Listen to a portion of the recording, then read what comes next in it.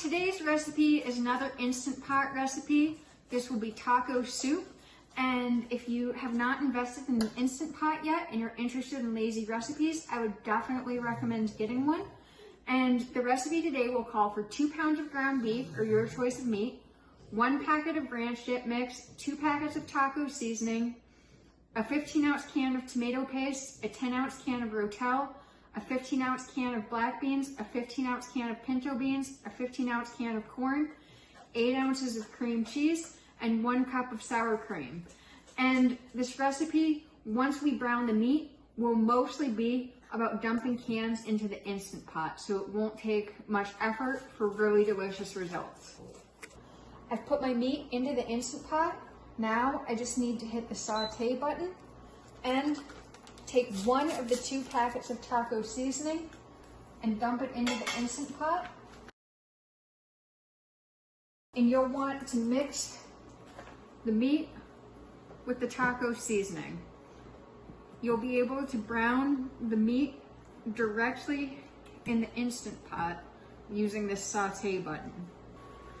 As the meat's cooking, you'll just want to break it up and move it around so that none of it gets stuck to the bottom or burns, and so that you have a nice ground beef texture when it's done.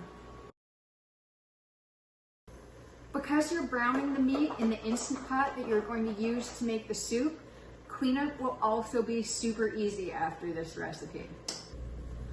While my meat was sauteing, I took the opportunity to open my cans. So now you'll want to dump in the tomato paste,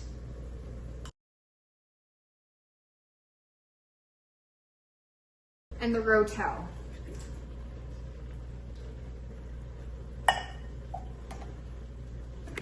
I also drained and rinsed my corn and beans, and you'll want to dump those in as well.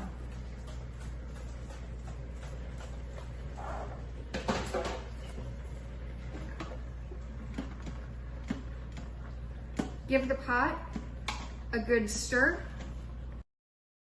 Add the packet of ranch dip mix and the other packet of taco seasoning. So you'll want to add those in.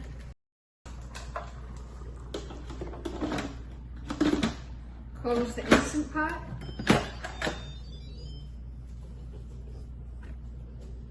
And set the timer for 5 minutes. If you haven't used an Instant Pot before, it will actually take longer than 5 minutes because first the pot has to pressurize, then it will cook for 5 minutes, and then it will depressurize. When the Instant Pot is done cooking, you'll want to add your 8 ounces of room temperature cream cheese and your 1 cup of sour cream to the Instant Pot. Cover it and don't turn it back on. Just leave it covered and let everything melt and mix in. And then you'll want to give it a good stir when it's done. So after I added the cream cheese and the sour cream to the recipe, I just covered the pot for a few more minutes, let the cream cheese melt in there, and then I stirred everything to combine it, and now the soup is ready.